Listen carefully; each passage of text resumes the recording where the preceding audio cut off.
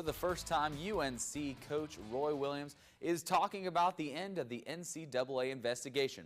He no longer has to answer questions about the NCAA junk, as he'd like to term it, over the last several years after the NCAA's ruling Friday morning. It was all smiles on picture day for the defending champion North Carolina Tar Heels and head coach Roy Williams. Roy didn't admit to any celebratory dancing, but you know this means the world to him to have UNC out from under the NCAA's 7-year microscope. While the academic investigation clearly impacted Roy's ability to recruit top-tier talent, it clearly didn't impede his ability to win on the court. But now he has another victory off the court.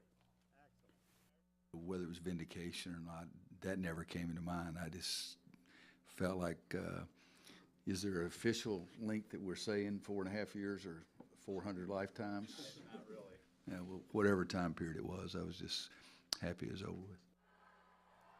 The work now begins on mounting the defense of that national title. Roy said today he's very confident in his perimeter players, but the big guys are going to need a ton of work before they're ready to raise another banner in Chapel Hill. So often we focus on the high-profile all-stars from our area when we talk about high school football, but sometimes it's the unsung heroes who could be major difference makers in getting the victory.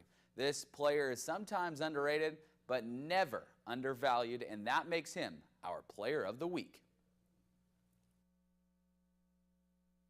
Cole Tanner, wide receiver, New Hanover High School.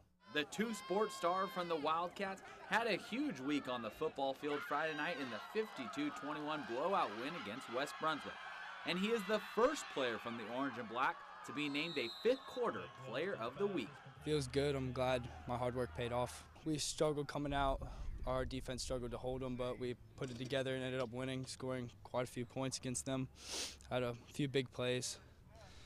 Glad we won. The second half was the Cole Tanner show as he scored twice against the Trojans, including the biggest play of the high school football week. I was behind Freddie Taylor, and he happened to tip it right off his fingers and went right in my hands, turned around and just started running for the end zone.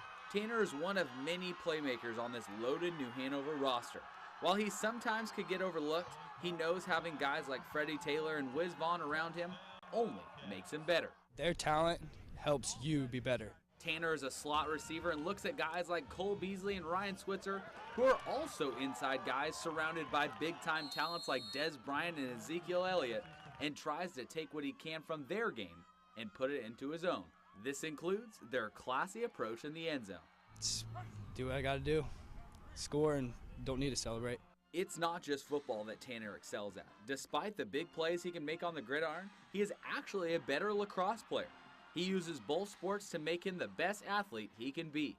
I've been playing since 8th grade, got recruited my summer going into my senior year, committed in August. They both keep me active and in shape. From lacrosse, I'd probably take my footwork guarding people and do it, put it into like running routes, getting past my defenders. Tanner's senior season is far from over given the talents this team has, and he expects great things. I hope we win the conference and go to the state championship. What about personally?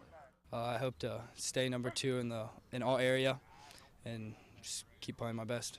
Congratulations, Cole Tanner, on being named our fifth-quarter player of the week. Tanner and the Wildcats will continue their undefeated season this Friday night against crosstown rival Ashley. We'll have those highlights and more only on the fifth quarter. See you all tomorrow. Take it away, man.